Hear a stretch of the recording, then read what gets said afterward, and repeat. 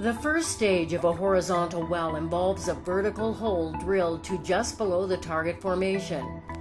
On reaching total depth for the vertical section, the drill pipe assembly is removed and the borehole is lined with steel casing.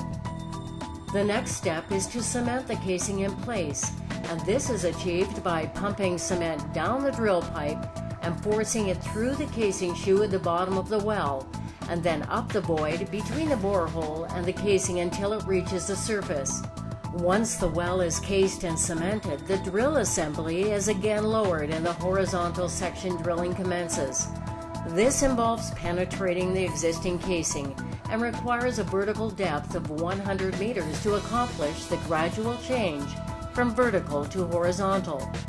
Once the lateral section is complete, it will be cased and cemented in place similar to the vertical section. The cemented casing ensures safety and integrity of the borehole, provides protection for groundwater aquifers, and provides protection for any further production of hydrocarbons. The borehole is now sealed off from all penetrated formations. The drill pipe assembly and mud are removed from the hole. The drilling stages are complete, the big rig is removed and replaced with a service rig. A perforation gun is then lowered into the borehole to the end of the lateral section. A wire line sends an electric signal to detonate explosive charges in the perforation gun. This creates fracture pathways through the steel casing and cement out into the target formation. The gun is then removed. With the perforations completed, liquid or liquefied propane known as frac fluid with natural or synthetic sand grains known as proppant is pumped down the borehole under high pressure from the assembly of pumper trucks at the surface. This forces the fluid through the perforations into the rock and creates additional fractures, producing enhanced permeable pathways. With one stage of the frac completed, the gun is again lowered down the borehole, this time with a plug at the front end. The plug is inflated just before the previous frac stage to isolate it from the rest of the borehole. The perforation gun is then disconnected from the plug and is moved back to the location of the second stage perforation. This process is repeated for each frac stage of the completion. The benefit of multi-stage fracking is to maximize the exposure of the rock to the borehole, allowing for optimal amounts of liberated gas to be produced.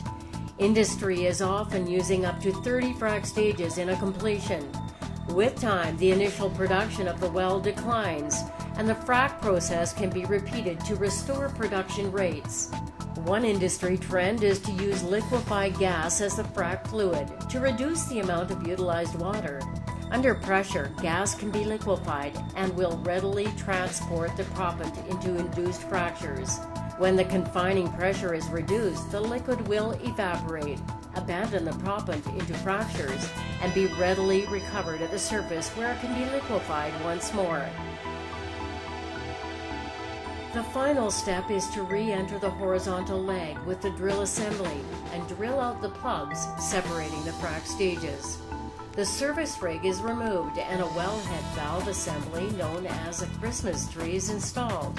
The pressure is then reduced and the gas begins to flow from the stimulated fractures through the perforations into the cased borehole and makes its way to the wellhead where it is controlled by the Christmas tree.